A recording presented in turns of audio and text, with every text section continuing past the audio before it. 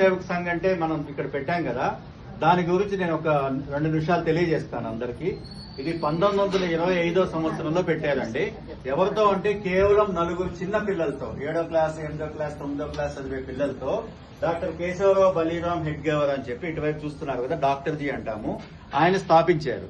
Main ఉద్దేశం ఏంటంటే మన దేశంలో ఇంతమంది ఇన్ని దాడులు జరిగాయి, ముస్లింలు వచ్చారు, ఇంకోళ్ళు వచ్చారు, ఇంగ్లీష్ వాళ్ళు వచ్చారు, అన్ని చోట్ల మనం ఓడిపోయాం. ఎందుకు ఓడిపోయామో అని ఆలోచిస్తే ఈ దేశంలో మెజారిటీగా ఉన్న హిందువులు ఎవరైతే ఉన్నారో వాళ్ళలో ఐక్యత లేదు. వీళ్ళు ఐక్యంగా లేకపోవడం వల్ల మనం పరాయి దేశం వాళ్ళకి బానిసలం అయిపోతున్నాము. కాబట్టి హిందూ సంఘటన కావాలి అన్న ఉద్దేశంతో ఆయన ఒక ఆలోచన చేసి పెద్ద పెద్ద వాళ్ళందరికీ చెప్తే, నువ్వేమన్నా పిచ్చోడు అయ్యా, ఒక క్లాసులో 4 కప్పలను పెట్టచ్చు గానీ ఒక చోట 4 హిందువులను కలపగలమా? అసలు 4 హిందువులు ఎక్కడ కలుస్తారో తెలుసా? పాడి మోసేటప్పుడు కలుస్తారు అంతే, ఇవన్నీ జరిగే పనులు కావు, నువ్వు పెద్ద పిచ్చోడివి అన్నట్టుగా ఆయన హేళన చేశారు. కానీ ఆయన చిన్న చిన్న పిల్లలతో మొదలుపెట్టి ఇప్పుడు 100 సంవత్సరాలకి దగ్గరలో కోట్ల మంది స్వయం సేవకులు అంటారు వాళ్ళని, అంటే కొన్ని వేల మంది ఇల్లు వదిలిపెట్టి ప్రచారకులుగా బయటకు వచ్చి కూడా సంఘ పని చేస్తూ ఉంటారు. కొన్ని కోట్ల మంది తయారయ్యారు. ఈరోజు మన దేశాన్ని పాలిస్తున్న ఇన్ని రాష్ట్రాల్లో దగ్గరలో 15 రాష్ట్రాలకి ముఖ్యమంత్రులు స్వయం సేవకులే.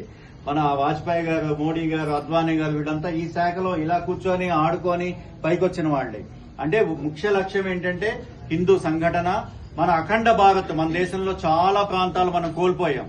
పాకిస్తాన్ కోల్పోయాం, బంగ్లాదేశ్ ని కోల్పోయాం, అలాగే శ్రీలంకను కోల్పోయాం, బర్మాను కోల్పోయాం, ఆఫ్ఘనిస్తాన్ కోల్పోయాం. ఇవన్నీ కూడా కలిసిన భారతదేశం ఉండేది మనది. ఇవన్నీ కలిపి అఖండ భారత్ చేసుకోవాలి అన్నది ఒక ఉద్దేశము. అలాగే మన సనాతన ధర్మం, విశ్వ గురువుగా ఉండేవాళ్ళం మనం, విశ్వానికి మనం విద్య నేర్పించేవాళ్ళం. అలాంటిది దేశాన్ని ఆ స్థితికి మనం తీసుకెళ్లాలి. మళ్ళీ అలా చెయ్యాలి అంటే దేశంలో ఉన్న పౌరులు నిబద్ధతతో ఉండాలి, అన్ని తెలిసి ఉండాలి, నిజాయితీగా ఉండాలి, పరాక్రమంగా ఉండాలి అన్న దాని మీద ఇది మనుషుల్ని తయారు చేస్తుంది. ఇప్పుడు ఈ మనుషులు ఏం చేయాలి? సమాజంలోకి వెళ్లి సమాజాన్ని మార్చాలి. సమాజాన్ని తప్పుదోవ పట్టించకుండా సమాజంలో బాధ్యతగా ఉండే మనుషులు తయారు చేస్తూ దేశాన్ని బలంగా తయారు చేయాలన్న ఉద్దేశంతో 100 సంవత్సరాలుగా పనిచేస్తుంది. ఇప్పటికి 100 సంవత్సరాలు అయింది. కాబట్టి ఈ మాత్రం మనం ఉన్నాము అంటే, ఇంకా ఆర్ఎస్ఎస్ ఉంది కాబట్టి మన దేశంలో హిందువులం బతికున్నాం. ఇంకా లేదంటే పాకిస్తాన్ లో ఉన్న హిందువుల్లాగా, బంగ్లాదేశ్ లో ఉన్న హిందువుల్లాగా కుప్పలు నరిగి పాతిపెట్టి ఉండేవాళ్ళు. ఈ పాటికి సంఘము ఇంటర్నల్ గా దేశం లోపల మనకి కాపలా కాస్తున్న సైన్యం లాంటిది. వాళ్ళు బోర్డర్ దగ్గర సైన్యం ఎలా కాపలా కాస్తుందో, ధర్మాన్ని లోపల ఉండి కాపలా కాస్తున్న సైన్యం. అంటే ప్రతి ఇంటి నుంచి కూడా ఒక స్వయం సేవకు రావాలి. ఎక్కడో ఎవరో వచ్చి కాపాడుతారు కాదు, మన ఇంట్లో కూడా ఒక స్వయం సేవకు తయారవ్వాలి. నా కొడుకు సంఘంలో చేరాలి, నా కొడుకు దేశం కోసం పనిచేయాలి అన్న తపన ప్రతి తల్లి గనక ఉంచుకున్నట్టయితే, ప్రతి ఇంటి నుంచి ఒక సైనికుడిలాగా స్వయం సేవకుడు వచ్చినట్టయితే మన దేశాన్ని ఎవరు కన్నెత్తి చూడటానికి కూడా ఆలోచించారు, భయపడతారు. కాబట్టి మనం ఆ స్ఫూర్తితో మనం అందరినీ పిలిచిదికోండి, ఇలా తయారు చేయాలి. మనం ఇప్పుడు పిల్లలు కంప్యూటర్లో గేమ్లు ఆడుతున్నారు, అలా కాదు, ఇసుకలో ఆడాలి, మట్టిలో ఆడాలి, అందరితో కలిసి ఆడాలి. ఇక్కడ చూడండి ఎలా ఉంటుంది, కలిసి సమ్మత చేస్తున్నారు వీళ్ళు, కలిసి పరసంచలనం, కలిసి కబడ్డీ ఆడుతున్నారు. ఇప్పుడు కబడ్డీ ఆడుతున్న వాళ్ళు ఎంతమందిని చూస్తున్నాం? చూడటం లేదు. ఎందుకంటే వాళ్ళలో టీమ్ స్పిరిట్ ఉంటుంది. ఒక మనిషి బయట నుంచి వచ్చినప్పుడు మనం అందరం కలిసి అతను ఎలా పట్టుకోవాలి, మనం అటు వెళ్ళినప్పుడు, కూతకు వెళ్ళినప్పుడు ఎలా బయటికి రావాలి, ఒక యూనిటీ ఉంటుందన్నమాట. అలాగే అక్కడ కలిసి ఆడుకోవటం, కలిసి యోగా చేయటం, అంత కలిసి చేయటం అన్న తత్వంతో మనం చేసినప్పుడు మనలో ఒక ఐక్యత వస్తుంది అన్న భావంతో సంఘం పనిచేస్తూ ఉంటుంది. కాబట్టి మీ ఇంట్లో చాలా మంది ఇప్పుడు నాతో చెప్తుంటారు, మా అన్న స్వయం సేవకు, మా అన్న శాఖకి వెళ్లేవారు, మా మామయ్య గారు శాఖకి వెళ్లేవారు, అలాగే మా నాన్నగారు శాఖకి వెళ్లేవారు. ఇలా ఒక్కొక్కళ్ళకి ఒక్కొక్క అనుభవాలు చాలా మంది ఉన్నాయి. మా పిల్లలు శాఖకి వెళ్తున్నారు అన్నవాళ్ళు చేయొద్దండి ఒకసారి. కొన్ని రోజులు అది మనకి ఎంత డేంజర్ చెప్పండి. వాళ్ళందరూ శాఖలకు వెళ్లారు కాబట్టి ఈ రోజు మనం ఒక 50 మంది కూర్చొని ఇక్కడ చేసుకుంటున్నాం. అటు మన పిల్లలు వెళ్ళలేకపోవటం అన్నది, మనం నెక్స్ట్ తరం వెళ్ళలేకపోవటం అన్నది మళ్ళీ అదొక ప్రమాదం.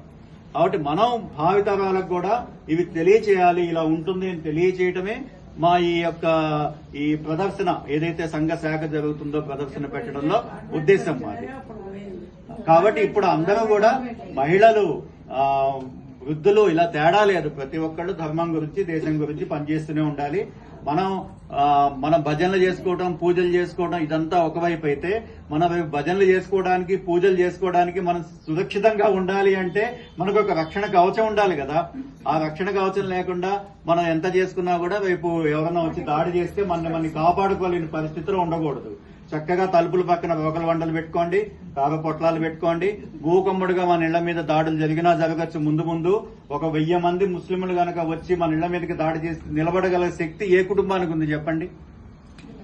నలంద యూనివర్సిటీ తెలుసా మీకు? నలంద యూనివర్సిటీలో 10,000 మంది పిల్లలు చదువుకుంటున్నారు. 10,000 మంది పిల్లలు. వాళ్ళకి చదువు చెప్పడానికి ఒక 500 మంది ఉపాధ్యాయులు. 10,500. వాడు వచ్చిన వాడు ఎంతమందో తెలుసండి? 20 మందితో వచ్చాడు. ఒకడు గుర్రాలు వేసుకుని 20 మందితో వచ్చాడు. వీళ్ళందరూ అమ్మ వాడు రాగానే ఎవరు గదుల్లో గడిపోయి తలుపులు వేసేసుకున్నారు. వాడేం చేశాడు? ఒక్కొక్క తలుపు బద్దలు కొట్టను, దాంట్లో ఉన్న 10 మందిని 20 మందిని నరికేయను. ఈ గదిలో ఉన్నవాడు అమ్మ ఇంకా నా దాకా రాలేదు కదా అని కూర్చోవడం తప్ప, అందరూ 10,500 మంది ఒకేసారి వచ్చి గనక మహాత్మా గాంధీ కూడా అన్నారు, ఒక్కొక్కడు ఒక పుస్తకం విసిరేస్తే చాలు ఆ పుస్తకాల్లో సమాధి అయిపోయేవాళ్ళు వాళ్ళు అని. కానీ చేయలేదు ఆ పని. ఎవరికి వాళ్ళు పిరిగ్గా గదుల్లోకి వెళ్ళిపోయి దాక్కున్నారు. వాళ్ళు ఒక్కొక్క గది తలుపులు బద్దలు కొట్టుకుంటూ వచ్చి మొత్తం 10,500 మందిని చంపేసి నలంద యూనివర్సిటీని తగలెట్టేస్తే కొన్ని ఏళ్లు తగలబడింది. అది అంటే అన్ని లక్షల పుస్తకాలు ఉన్నాయి అక్కడ. అదంతా మన జ్ఞానం, మన విజ్ఞానం, మన దేశ సంపద తగలబడిపోయింది. అలాగే మనకు ఆ 10,000 మంది బయటికి ఒకేసారి రావడం అన్న తత్వం మనలో పోయింది. మన సందుల మీదలో మన ఇళ్ల మీదకి కూడా వచ్చినా కూడా మన ఇళ్లలో మనం కూర్చుంటే మనం కాపాడుకోలేము. ప్రతి ఒక్కళ్ళు 77 వాళ్ళ దగ్గర నుంచి 7 సంవత్సరాల వయసు ఉన్న వాళ్ళ దగ్గర వరకు కర్రో కత్తో ఏదోటి పట్టుకొని మన ధర్మాన్ని కాపాడుకోవడానికి, దేవాలయాలు కాపాడుకోవడానికి, మనల్ని మనం కాపాడుకోవడానికి సిద్ధంగా ఉన్నప్పుడు మాత్రమే మన ధర్మాన్ని మనం కాపాడుకోగలము. ధర్మం కాపాడితేనే దేశం బాగుంటేనే ఇవన్నీ. లేదంటే మనం ఏమీ చేయలేం. ఈ రోజు పాకిస్తాన్ లో దుర్గాదేవి పూజలు చేయడానికి లేదు. బంగ్లాదేశ్ లో సంక్రాంతి చేసుకోవద్దు అని చెప్పి పెద్ద ఊరేగింపులు జరుగుతున్నాయి.